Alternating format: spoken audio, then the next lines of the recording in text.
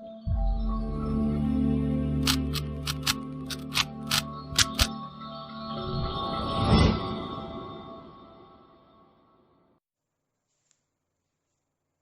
everyone. Today we are discussing a topic increasing and decreasing.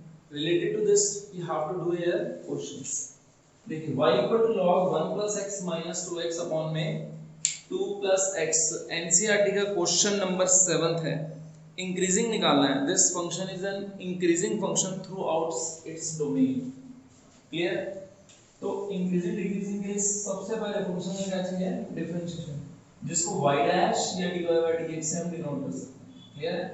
चलिए log x plus 1 का differentiation 1 upon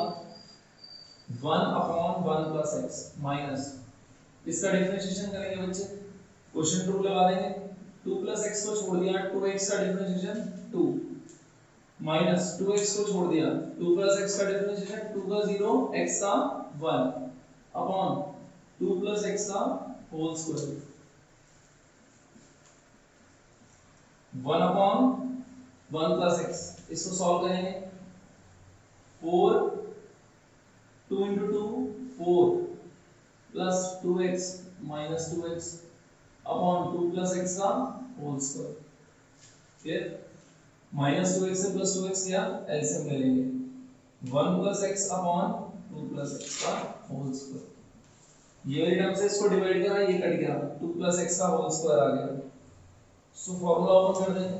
4 plus x square plus 4x minus, इसको इससे divide करा, ये term cut गई, 1 plus x आ गया. 1 plus x को 4 से करा, 4 plus 4x, लेकिन बाहर माइनस का साइन है तो साइन चेंज हो जाएंगे. Clear? This is dy by dx. Minus 4x से प्लस 4x गया, माइनस 4 से प्लस 4 गया, रिजल्टेंट क्या आ गया? x square upon 1 plus x into 2 plus x का होल स्क्वायर. देखिए ये स्क्वायर टर्म है, always positive. This is also a square term, remains positive. ये वाली टर्म देखिए 1 plus x है, अगर मैं इसको भी स्क्वायर बना देता हूं तो ये भी पॉजिटिव रहेगी, चाहे कोई भी x की वैल्यू पुट करें. तो मैंने क्या किया, 1 plus x से डिवाइड और मल्टीप्लाई कर दिया. ये 1 plus x का होल स्क्वायर 2 plus x का whole square dy by dx.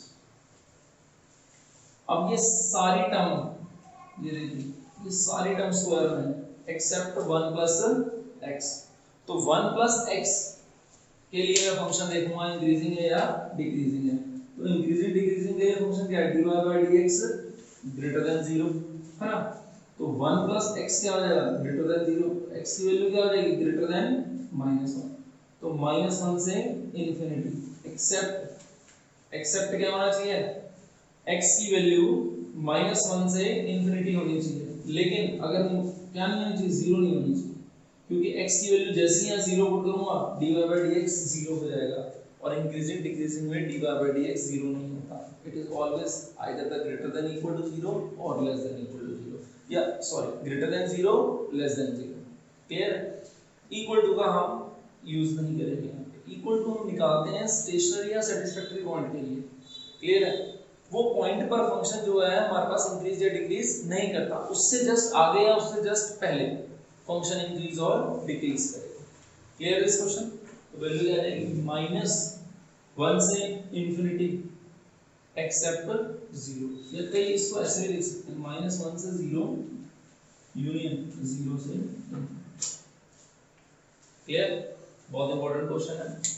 अगला क्वेश्चन देखिए, y is equal to x into x minus 2 whole square. Open कर देते हैं बच्चे इसको. ये x स्क्वायर x minus 2 का होल स्क्वायर डिफरेंशिएट करते हैं dy by dx. x square को छोड़ दिया, इसका डिफरेंशिएशन करना 2 into x minus 2 plus x minus 2 का होल स्क्वायर. x स्क्वायर का डिफरेंशिएशन 2x. क्लियर? क्या यूज करा हमने यहाँ पे? Product rule. लिख देते हैं प्रोडक्ट रूल. क्लियर? इन दोनों में से क्या कॉमन है? 2 कॉमन है, x कॉमन है, x minus 2 कॉमन है. ठीक है? तो यहाँ पे क्या बच जाएगा? x प्लस यहाँ क्या बचेगा? x minus 2. सो 2x into x minus 2, 2x minus 2, यहाँ से भी 2 कॉमन लिया, 4x x minus 1, x minus 2 dy by dx। Clear? देखिए स्टेशनरी या सेटिस्फैक्टरी पॉइंट के लिए अगर मैं 0 के इक्वल करता हूँ तो x की वैल्यू एक बार क्या आ जाएगी, 0, 1 और 2।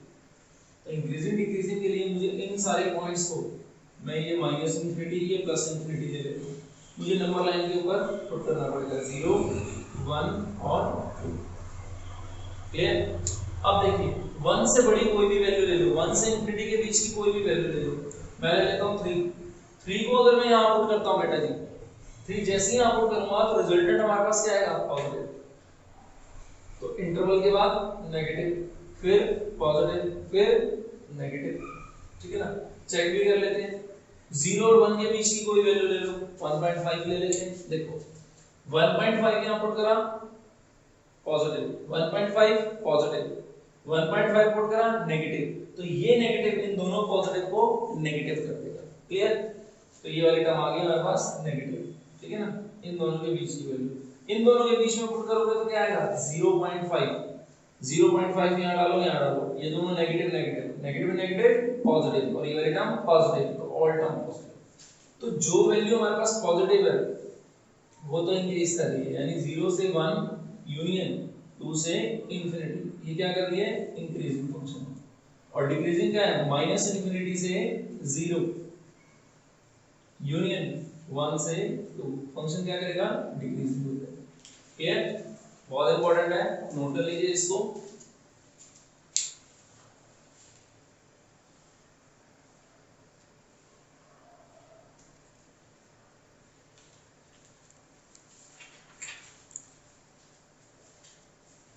चलिए बेटा, एक बहुत ही अच्छा क्वेश्चन है, थोड़ा सा ट्रिग्नोमेट्री की तरफ ध्यान देते हैं। ट्रिग्नोमेट्री के भी क्वेश्चंस इंक्रीजिंग डिक्रीजिंग में यूज होते हैं। देखिए अगर इंक्रीजिंग डिक्रीजिंग आपको आ गया तो मैक्सिमम मिनिमा करने के लिए आपको कोई भी दिक्कत नहीं होगी। मैक्सिमम मिनिमा लगभग थोड़ा सा मिलता जुलता है इससे। देखिए क्वेश्चन नंबर एग्जांपल 13 है, fx equal to sin x plus cos x, interval दे रखे हैं 0 से 2 पाई। ठीक है ना? इज स्ट्रिक्टली इंक्रीजिंग और स्ट्रिक्टली डिक्रीजिंग। जब भी इंक्रीजिंग डिक्रीजिंग हम फाइंड आउट करते हैं तो पहला स्टेप एक ही होता है फंक्शन का, differentiation. f dash x, sin x का differentiation cos x, cos x का डिफरेंशिएशन माइनस है। क्लियर? 0 को इक्वल करता हूं cos x माइनस sin x, तो यहां आ जाएगा sin x equals to cos x। So tan x equals to 1। tan x की वैल्यू 1 है तो 1 का मान होता है tan पाई बाय 4 पर। tan x equals to tan alpha, then x equal to n pi plus alpha. Clear? General solution निकालनी है, लेकिन मुझे प्रिंसिपल वैल्यू निकालनी है, तो n की वैल्यू को 0 पुट करूंगा, एक बार आ जाएगा पाई बाय 4, 1 पुट करूंगा तो आ जाएगा 5 पाई बाय 4, जैसे 2 पुट करूंगा तो 2 पाई में समथिंग ऐड होगा, 2 पाई से ग्रेटर हो जाएगा, लीव कर दूंगा इसे। ठीक है? अब देखो 0 के इक्वल इसलिए ही पुट किया जाता है ताकि इंटरवल्स आ जाए।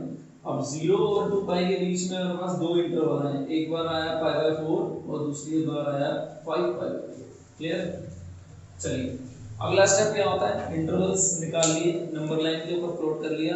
आफ्टर दैट जो भी इंटरवल्स आए किसी भी दो इंटरवल के बीच की वैल्यू ले लो। देखो ये 0 और पाई बाय 4 के बीच की वैल्यू क्या होती है, पाई बाय 6 यानी 30। 30 को हम क्या पुट करेंगे, f डैश x के अंदर। देखो पुट कर लो, cos pi by 6 minus sin pi by 6, ये होता है √3 डिवाइड बाय 2, ये 1/2। रिजल्टेंट कितना आएगा, √3 माइनस 1 डिवाइड बाय 2, यानी पॉजिटिव आएगा। तो this term is positive, negative then positive. Clear? Increasing function यहां से आता है 0 से पाई बाय 4, 5 पाई बाय 4 से 2 पाई, यहां ओपन ब्रैकेट है। Here these two values are not included, 0 and 2 pi is included here। Increasing function, decreasing क्या हो जाएगा, पाई बाय 4 से 5 pi by 4, this function is decreasing. Note it down, very easy.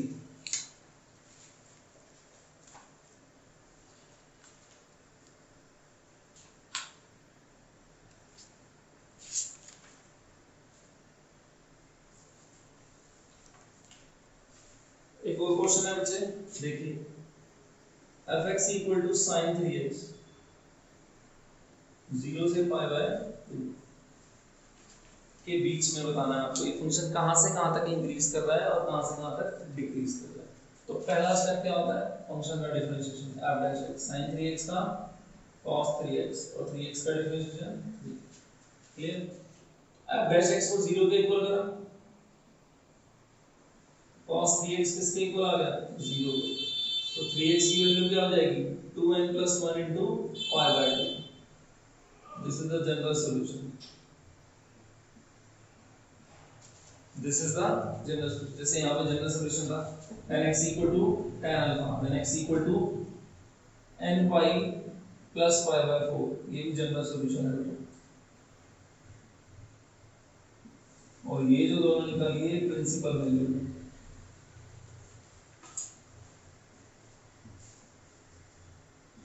Clear. तो ये आ गया, यहां से x की वैल्यू बच्चे निकालेंगे 2n + 1 into pi by 6। Any doubt with this? No. देखिए n की वैल्यू अगर मैं 0 पुट कर देता हूं तो मेरे पास क्या आ जाएगा pi by 6, और n की वैल्यू 1 पुट करता हूं तो वैल्यू आ जाएगी pi by 2, तो pi by 2 के इक्वल। तो नंबर लाइन के ऊपर 0 और pi by 2 के बीच में एक हमारे पास वैल्यू आ गई pi by 6, ठीक है। तो 0 और pi by 6 और pi by 6 से pi by 2, तो pi by 6 और pi by 2 के बीच की वैल्यू ले लेता हूं, क्या आ गई pi by 4 आ गई। pi by 4 को मैंने कहां पुट करना है, यहां पे पुट कर दीजिए।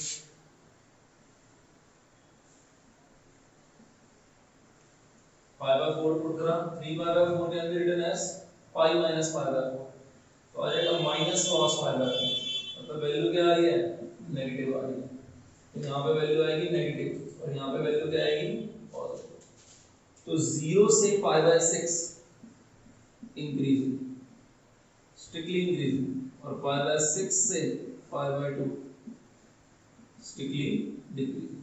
सिंपल इंक्रीजिंग डिक्रीजिंग आप वर्ड यूज कर सकते हैं यहाँ पे, ठीक है। कोई दिक्कत? कोई दिक्कत नहीं, बहुत इजी है कंसेप्ट इंक्रीजिंग एंड डिक्रीजिंग, बहुत बढ़िया से समझाया है। इसके क्वेश्चंस भी बहुत इजी हैं, ये अगर आपको आ गया तो मैक्सिमम मिनिमम करने में कोई दिक्कत नहीं होगी। क्लियर है?